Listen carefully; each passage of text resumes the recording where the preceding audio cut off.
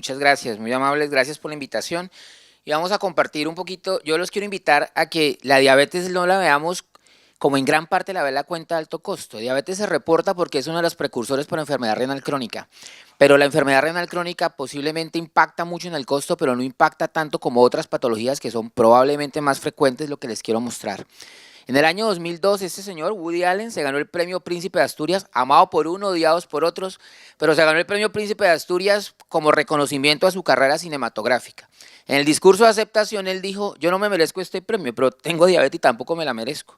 Entonces pasó a ser parte de ese grupo de pacientes conocidos en el mundo entero. Hoy a sus 83 años, George Lucas, a los 74, Tom Hanks a los 62, o en nuestro medio local, Carlos el Gordito en Jumea, pues a los 78 años no solamente tienen en común ellos que son todos diabéticos tipo 2, sino que cuando estas personas nos falten, muy probablemente lo van a hacer por una enfermedad cardiocerebrovascular. La principal causa de muerte del paciente diabético se llama infarto agudo de miocardio. No es enfermedad renal crónica, no es complicaciones de la diálisis, no son infecciones, es infarto agudo de miocardio y enfermedad cardiocerebrovascular. Por eso para nosotros desde la Sociedad de Cardiología ha sido súper importante entender que los pacientes diabéticos no es solamente el valor del azúcar como lo vimos muchas veces. Tan es así, lo tenemos tan interiorizado que la manera para saber si nuestro diabético está bien controlado o no es mirar el valor de hemoglobina glicosilada y hay otra cantidad de cosas que tenemos que hacer si queremos impactar favorablemente en esos pacientes. Y eso ya lo sabemos. Miren, estos son estudios. Todos estos estudios intentaron comparar, vamos a hacer agresivos en el control de la glucosa, vamos a ver cómo le va si somos muy agresivos bajando mucho el azúcar versus una terapia estándar. Y ustedes saben que la diabetes tiene dos tipos de complicaciones en general. Microvasculares, donde va por ejemplo la nefropatía, la neuropatía, la retinopatía, o macrovasculares, que significa el riesgo de infarto o el riesgo de un evento cerebrovascular, por ejemplo. Y ustedes ven cómo en color verde todas las complicaciones microvasculares, es decir, el riesgo, por ejemplo, de compromiso de la función renal y de nefropatía, neuropatía y todo esto, evidentemente se disminuye cuando nosotros somos muy agresivos en el control de la glucosa. O sea, es buena cosa desde el punto de vista de esas complicaciones volverme agresivo en la reducción del control de la hemoglobina glicosilada. Pero ustedes ven cómo los eventos cardiovasculares no tienen absolutamente ningún efecto y cuando miro la mortalidad de esos pacientes diabéticos no tiene ningún efecto e incluso en uno de los estudios que ustedes ven ahí, el ACCORD del año 2008, hubo un incremento en la mortalidad cuando yo me volvía muy agresivo en el control del azúcar. Conclusión, si yo quiero impactar en los eventos cardiovasculares e impactar en la mortalidad de mis pacientes diabéticos, no me sirve solamente ser muy juicioso en el control de la hemoglobina glicosilada. Y lo que debemos hacer si realmente queremos impactar hoy en día es esta cadena de 6 eslabones, donde ninguno es más flojo de los eslabones y todos son absolutamente importantes. Hemos repetido hasta el cansancio que a este de aquí, que tiene tanta importancia, no solamente en general, sino en diabetes, en hipertensión, en dislipidemia, lo pasamos por alto. O por lo menos no le damos la importancia que le damos, por ejemplo, a las terapias farmacológicas cuando deberíamos enfatizar muchísimo y nuestros programas de promoción y prevención tienen que ser reevaluados y reestructurados completamente respecto a lo que estamos haciendo. El control de la hemoglobina glicosilada no quiere decir que no sea importante, por supuesto que es importante, porque si yo controlo aquí, controlo la progresión de la enfermedad renal crónica, controlo otras complicaciones microvasculares y claro que es importante también. La hipertensión arterial en el diabético es uno de los principales aceleradores del riesgo y de la morbilidad. La terapia hipolipemiante, ya vimos también cómo, y lo vamos a seguir viendo, el control del colesterol sí es importante en los de alto riesgo, en el diabético sí que es cierto que es importante. La aspirina hoy en día limitada solamente al grupo de diabéticos que ya han tenido enfermedad cardiovascular. Posiblemente el cambio grande en los últimos 12 meses en la prevención cardiovascular en general sea quítele de la fórmula a la gran mayoría de los pacientes que hoy en día toman aspirina, sáquela de ahí, porque no tiene ningún beneficio importante y posiblemente sí aumenta el riesgo de complicaciones. ¿Y cuántos pacientes no tenemos que llevan mes a mes con la fórmula de la aspirinita 100 miligramos al día? Y como es tan común, porque es que eso es aspirinita, ¿cierto? Y le decimos aspirinita, entonces todo el mundo siente como que la aspirinita debe seguir siendo y el médico todavía sigue formulándole aspirinita al paciente que no tiene ninguna indicación de recibirla. Y finalmente el control de otros factores de riesgo, como por ejemplo el tabaquismo. El tabaquismo en estos pacientes es súper importante intervenirlo adecuadamente. Pero hoy en día, y esto es lo que teníamos, hoy en día a mí sí me toca hablar un poquito de los fármacos que tenemos y de las nuevas evidencias, porque ahí es donde tenemos que sentarnos a discutir hasta qué punto las nuevas tecnologías y los nuevos medicamentos vale la pena meterlos acá o si no tienen ningún impacto y si no han cambiado lo que estamos haciendo. Hoy en día en el paciente diabético no es solamente si controla la hemoglobina glicosilada o no, sino que la terapia antidiabética, con qué voy a tratar mi paciente diabético, en este grupo de pacientes se vuelve particularmente importante. Les quiero mostrar los estudios de seguridad cardiovascular que fueron publicados, el primero en el 2013, que fue el SABOR con saxagliptina, y les quiero mostrar allí los desenlaces, hasta el más reciente que fue publicado hace un mes, el Rewind con dulaglutide. Ahí ven ustedes todos estos medicamentos, esos son los estudios de los medicamentos que tenemos disponible en Colombia. Les muestro los que están incluidos en el PBS y en azulito los que están incluidos en el no PBS. Y les quiero mostrar algunos desenlaces en la población específica. Reducción de desenlace cardiovascular, estas moléculas demostraron la reducción de la complicación cardiovascular, reducción de la mortalidad cardiovascular, estas moléculas y al mismo tiempo reducción de la mortalidad por cualquier causa. Y un desenlace que yo creo que lo vamos a ver en una charla posterior, la hospitalización es por insuficiencia. Insuficiencia cardíaca es una patología que se consume demasiados recursos al sector salud y todavía no la estamos viendo, todavía no nos brincan. Algunos aseguradores ya nos brincan con las nuevas terapias que tenemos, pero pareciera que todavía desde el punto de vista de los aseguradores no tenemos en el radar una patología que consume tantos recursos como la insuficiencia cardíaca. Y en estos pacientes ya hay grupos de medicamentos, 3 medicamentos de la misma clase terapéutica que han demostrado reducción de la tasa de hospitalizaciones por insuficiencia cardíaca. Nosotros... Usted puede poner este triángulo en 5 cuadros, ahora mencionaban, o en 10 cuadros, en 10 niveles, pero para hacerlo más sencillo, llamemos esto 3 grupos. Un paciente, los diabéticos de muy alto riesgo, y vamos a llamar esos los diabéticos que ya han tenido enfermedad cardiovascular, es decir, el diabético que ya se infartó, o que ya hizo una ACV, o que tiene enfermedad arterial periférica, o puede que no se haya infartado, pero ya tiene enfermedad coronaria, ya tuvieron que ponerle stents, o ya fue revascularizado quirúrgicamente, por ejemplo. Luego viene, y eso más o menos viene siendo, les voy a mostrar ahorita, entre el 20 y el 25% de los diabéticos en Colombia. Luego viene otro grupo que también es importante, pónganle otros 20 o 25%, que son los diabéticos de riesgo bajo o de riesgo intermedio en general, aunque algunos grupos dicen, mire, que usted cuando habla del diabético de entrada mínimo es un paciente de alto riesgo, pues también hay un grupo pequeño, no muy grande, de diabéticos que tienen poco tiempo de evolución, son diabéticos generalmente menores de 45 años de edad, no tienen microalbuminuria, no tienen compromiso de la función renal, en general son diabéticos que podemos decir de riesgo bajo o intermedio. Y luego viene este grupo grande, grandísimo, que son los diabéticos que no tienen enfermedad cardiovascular, pero son diabéticos con otro factor de riesgo. Por ejemplo, el diabético hipertenso. Me encanta porque lo que mostraba ahorita el doctor Urina, 80% de nuestros diabéticos evaluados por la cuenta de alto costo tienen hipertensión simultáneamente. O sea que de entrada diríamos que este grupo, bueno, ahí puede haber pacientes diabéticos hipertensos que ya se infartaron, entonces serían del grupo rojo, pero por lo menos este porcentaje viene siendo del 50 al 60% de todos nuestros diabéticos. Es decir, diabéticos que además tienen otros factores de riesgo. El diabético que es obeso, el diabético que es hipertenso, o el diabético que fuma, o el diabético con antecedentes familiares de enfermedad coronaria. ¿Y qué deberíamos hacer? Entonces, ¿por qué es importante establecer esto? Y miremos el primer grupo, el diabético de más alto riesgo, el rojito. Porque si yo miro, y este es un señor hombre de 60 años que no es diabético y que no tiene enfermedad cardiovascular, y lo comparo contra un paciente del mismo sexo, de la misma edad, pero que no es diabético ni ha tenido ningún evento cardiovascular, esta persona tiene una expectativa 12 años menos por haber sufrido de diabetes y haber tenido una enfermedad cardiovascular. O sea, la expectativa de vida de este diabético con enfermedad cardiovascular se reduce ostensiblemente. ¿Qué dicen las guías? Y esta es la recomendación. Por primera vez en mucho tiempo, los americanos y los europeos hicieron unas guías de consenso publicadas en octubre del año pasado. Y ahí dicen, mire, si yo tengo un paciente diabético con enfermedad cardiovascular,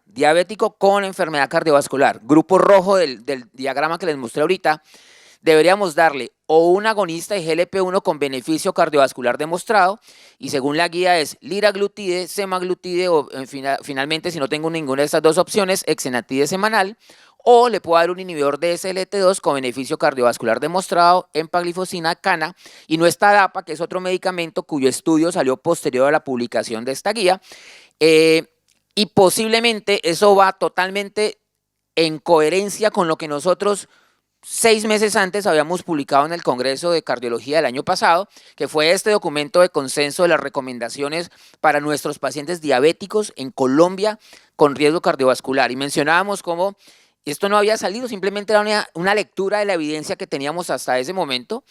En opinión de los autores, todo paciente diabético tipo 2 con enfermedad cardiovascular ya establecida, los rojitos, no estamos hablando para otros grupos, los rojitos solamente, deben recibir empaglifosina o liraglutida independientemente del valor de hemoglobina glicosilada que tengan.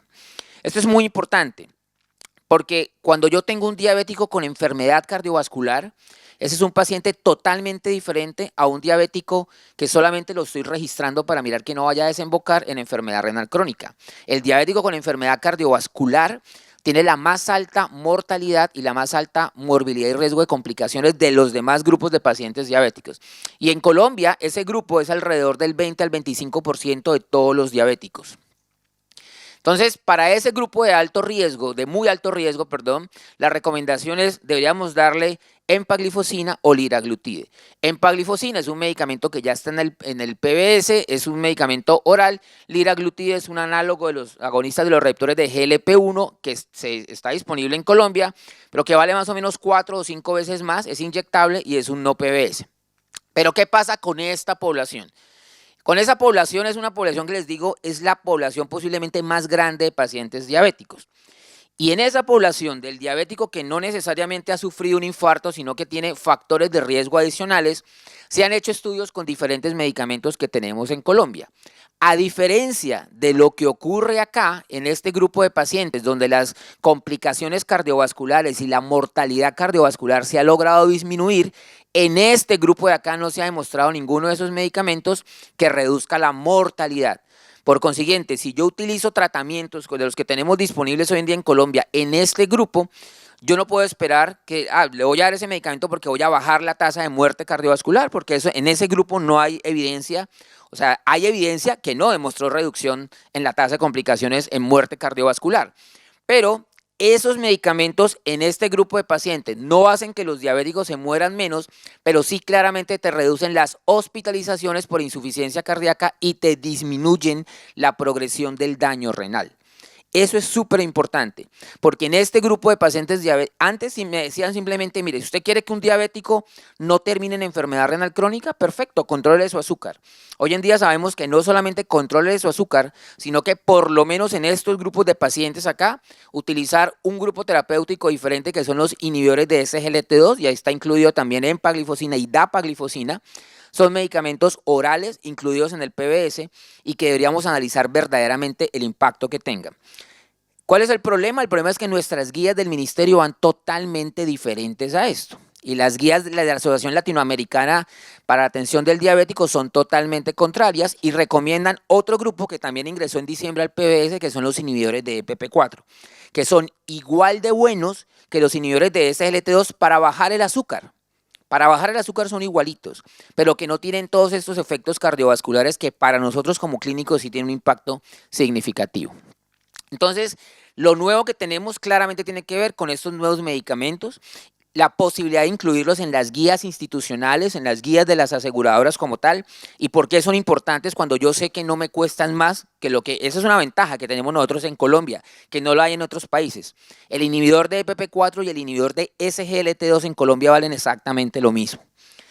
Otra de las cosas que tenemos en tecnologías es esta recomendación, que es algo nuevo que hay, relativamente nuevo, para los diabéticos que están en insulinoterapia, los pacientes que requieren estarle haciendo el monitoreo, la glucometría permanentemente. Y ese es el inconveniente porque cuando tú multiplicas el número de tirillas que se está entregando, el número de lancetas, de las tiras que tienen que hacerse, pues nos damos... Ayer hacíamos un ejercicio con un asegurador donde el promedio que se gasta solamente en tiras y lancetas es 50 millones de pesos mensuales. Pero posiblemente para algunos de esos pacientes hay una estrategia que desde el punto de vista de costo efectivo toca analizarla porque no sabemos muy bien, pero es la colocación de estos dispositivos que se colocan implantados directamente sobre el antebrazo, sobre el brazo, y ustedes ven cómo es un sensor que hoy en día ya ni siquiera tiene que ser el sensor. Si usted tiene un iPhone 7 en adelante o tiene un sistema Android de 5.0 en adelante, el celular le sirve para hacer estas lecturas. El problema es que este aparatico solamente dura 14 días, entonces tienes que cambiarlo cada 14 días y es perfecto.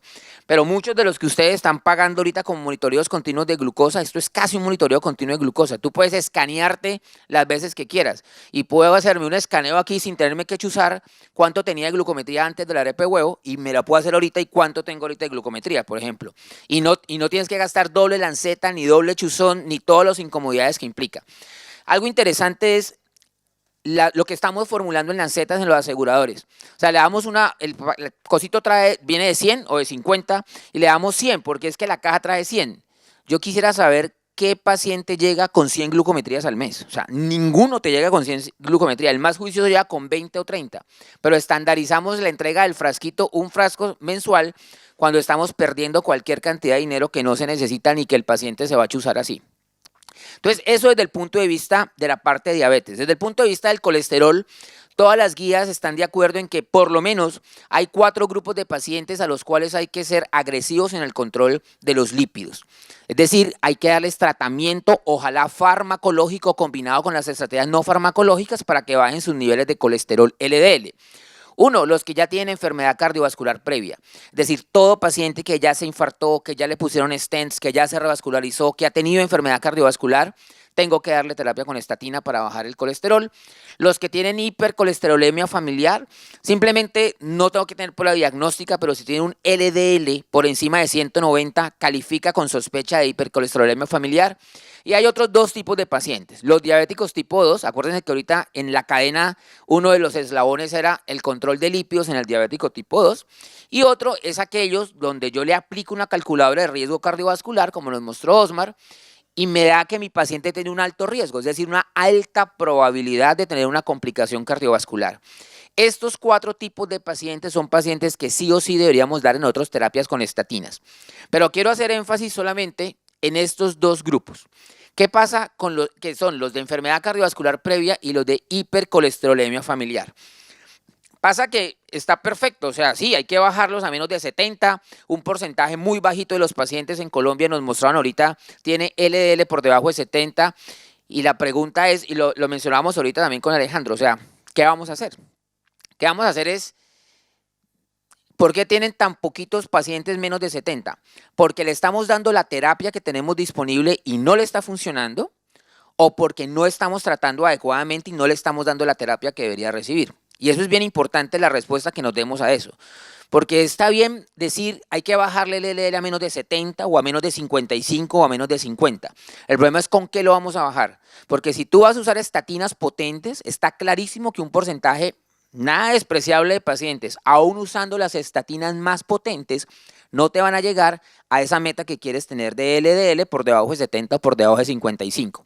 ¿Por qué? Porque ya está demostrado que entre más alto sea el nivel de riesgo de mi paciente, ustedes ven, esta es la probabilidad de enfermedad coronaria y este es el nivel de LDL en miligramos por decilitro. Entonces, entre más, miren la curva en prevención secundaria es clarísima. Esta es prevención secundaria y ustedes ven cómo entre más bajito sea mi nivel de colesterol LDL, menos probabilidad de tener una complicación cardiovascular. Eso es clarísimo. Entonces, perfecto, yo quiero tener el LDL más bajito que yo pueda. Si lo puedo tener por debajo de 70, por debajo de 50, buenísimo. Pero las estrategias que tenemos hoy en día son posiblemente 2 medicamentos que ustedes ya se han enfrentado en los últimos meses. Y es uno, el medicamento Evolocumab. El estudio clínico es el estudio Fourier y otro es el Alirocumab, el estudio clínico es el estudio Odyssey Outcomes. Yo quiero mostrarles, esos son los resultados del estudio. Los medicamentos son supremamente eficaces para reducir el colesterol LDL. Son muy buenos. Entonces, cuando tú tienes, y el diseño de los estudios en general son pacientes que tú le das la mejor terapia estatínica disponible y el paciente no llega a la meta que uno quiere de LDL. Entonces, arranca ahí el estudio y mirar qué le damos.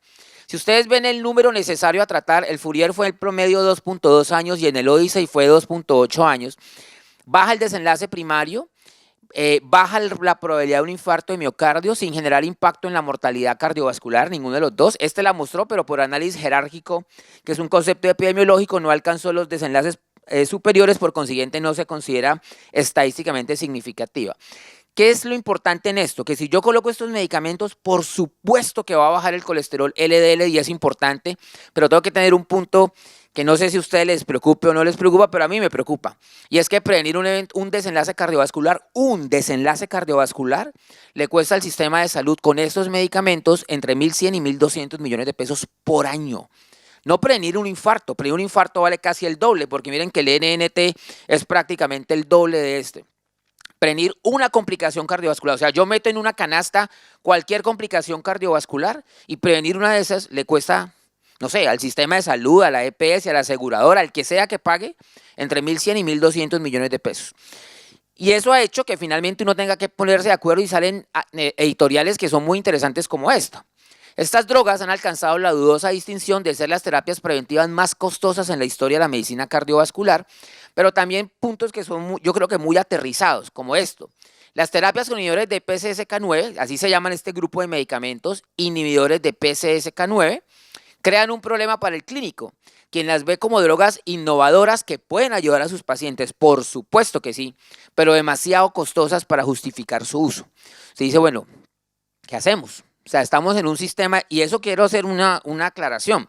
Estas moléculas llegaron autorreguladas al país. De entrada, cuando ellas entraron acá, tuvieron que tener cualquier cantidad de peticiones a alto nivel para poder llegar costando lo que cuestan en Colombia, que está alrededor entre 1.600.000 y 1.800.000 pesos mensuales. Tuvieron que pedir permiso porque ese no es el precio internacional y ese no es el precio ni en Estados Unidos ni en Europa. Y ellos pelearon y pelearon para llegar a ese precio. Pero a ese precio, que es un precio adecuado a nuestras condiciones, por así decirlo, prevenir un evento cardiovascular, no una muerte, porque no previenen muertes cardiovasculares, le cuestan entre 1.100 y 1.200 millones de pesos al sistema de salud. Entonces nos toca ajustar un poquito y entender que esto no lo puede prescribir cualquier médico, ¿sí? Y no es que estemos coaccionando ni mucho menos coartando la libertad del ejercicio clínico de los médicos, pero si tú tienes una llave abierta con medicamentos que generan este impacto, hay que vigilarlos. Y hay que vigilarlo para estar seguros que se está haciendo bien. Esta es la aplicación que se llama, la pueden descargar en Android o en Google Play también, Apple Store o Google Play. Vía Clínica y PCSK9, la I es de inhibidores, gratuita. Y ahí entonces ahí ustedes pueden meter los datos del paciente, cuánto tiene de colesterol, cuánto tiene que recibió de terapia con estatina, si ya recibió ezetimibe o no recibió ezetimibe. Y es una guía que simplemente te indica cuál debe ser el plan a seguir para lograr la meta de LDL según el nivel de riesgo del paciente. Cuando hablamos de estas metas y de este impacto, obviamente depende mucho de cuál es el nivel de LDL que yo esté colocando. ¿A qué voy con esto? Hoy que esta es la aplicación, ahí la pueden descargar directamente, estas son otras que les van a contar, pero esta Vía Clínica y PCSK9. Entonces, ¿qué hacemos con estas moléculas? Que son moléculas buenas, que son moléculas supremamente eficaces para bajar el colesterol LDL. Primero es definir muy bien el grupo de pacientes que se van a beneficiar de esa terapia. No puedo dar un grupo tan amplio ni a todo el mundo, porque este es un medicamento que está claramente seleccionado por un grupo de pacientes de muy alto riesgo. Segundo, y este es algo que yo sé que esto genera controversia y críticas porque la recomendación, el app que les acabo de mostrar, está avalado por el IETS. Se hizo el estudio de la evaluación y cuando tú lo tienes uno dice, wow. O sea, si el IETS dice que esto es una estrategia costo efectiva en este grupo, posiblemente, pues miremoslo. Pero cuando tú decides subir el nivel de LDL para definir a quién le va mejor, y hay una de las moléculas hizo un estudio de costo-efectividad subiendo el nivel de LDL. Es decir, ¿qué pasa si yo no le doy al paciente que no llegó a 70, menos de 70? ¿Qué pasa si se lo doy solamente al que no llegó a menos de 100?